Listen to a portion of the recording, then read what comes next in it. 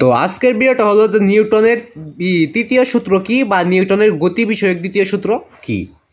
তো এটা আজকে বলে দেবো। তো এর আগে তোমরা নতুন হয়ে থাকলে চ্যানেলটা সাবস্ক্রাইব করে পাশে কল থেকে ভিডিও থেকে লাইক করে দেবে, চ্যানেলটা কিন্তু অবশ্যই সাবস্ক্রাইব করে রাখবে। আর তোমাদের যদি আরও কোনো প্রশ্ন লাগে সরাসরি গাইড থেকে, আরও যদি কোনো প্রশ্ন লাগে তো অবশ্যই কমেন্টে বলে দেবে যে কোন প্রশ্নটা তোমাদের লাগবে সরাসরি গাইড থেকে। যদি কমেন্ট করো তাহলে আমি অবশ্যই দিয়ে দেওয়ার চেষ্টা করব। আর বাইরে যেহেতু বৃষ্টি হচ্ছে তার জন্য একটু সমস্যা হচ্ছে আর কি।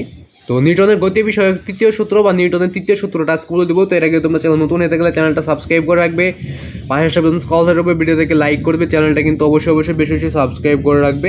এবং যদি আরও কোনো ক্লাসের প্রশ্ন লাগে সরাসরি গাইড থেকে তো অবশ্যই কমেন্টে বলে দেবে যে কোন ক্লাসের কী প্রশ্নটা লাগবে। তো তোমাদের আগে আমি সূত্রটা দেখানোর আগে তার আগে আমি একটা কথা বলে নিব, তারপর তোমাদের সুবিধার্থে তোমাদের প্রতিটা ক্লাসের টিক চিহ্ন সঙ্গীত রচনামূলক প্রশ্ন এগুলো সরাসরি গাইড থেকে দিয়ে দিচ্ছি। এগুলো তোমরা সরাসরি গাইড থেকে কীভাবে দেখবে সেটা আমি বলে দিয়েই তারপর উত্তরটা দেখাই দিব। তো তোমরা যে কোনো ক্লাসে যে আদায় টিক চিহ্ন দেখছে বইদের প্রথম টিক চিহ্ন একটা টিক চিহ্নের প্রশ্ন লিখবে, তারপর ইউটিউবে সার্চ করবে। তার আগে একটা জিনিস তোমাদের দেখতে হবে, সেটা হলো যে এই যে এখানে একটা ইংরেজিতে একটা নাম আছে এইচ.এম. হাসান, HASAN।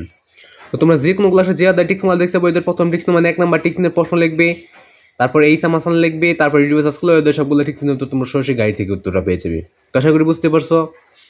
এবং সৃজনশীলগুলো দেখতে যে সৃজনশীল দেখছি ওই সৃজনশীলের অবশ্যই ক নাম্বার থাকে, সৃজনশীল ক নাম্বার লিখে ইউটিউবে সার্চ করলে ওই সৃজনশীল সম্পূর্ণটা তোমরা সরাসরি গাইড থেকে পেয়ে যাবে।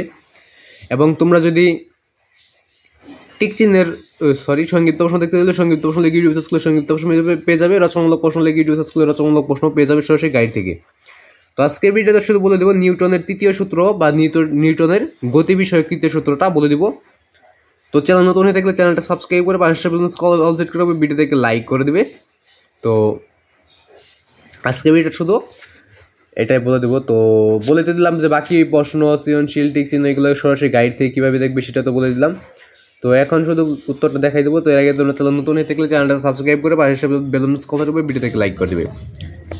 তো দেখো, নিউটনের গতি বিষয়ক তৃতীয় সূত্রটি হলো প্রত্যেক ক্রিয়ায় একটি সমান ও বিপরীত প্রতিক্রিয়া আছে। তো নিউটনের গতি বিষয়ক তৃতীয় সূত্রটি হলো প্রত্যেক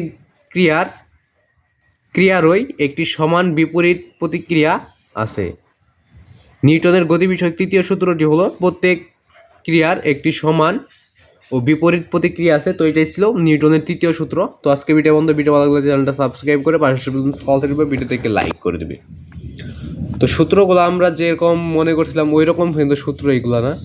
তো অনেকেই ভাবো যে ওই যে আমাদের গণিতের মধ্যে যে সূত্রগুলো থাকে ওই সূত্রগুলো হয়তো বা অনেকেই ভাবছিলে। তো আজকে ভিডিও ভালো লাগলে চ্যানেলটা সাবস্ক্রাইব করে রাখবে।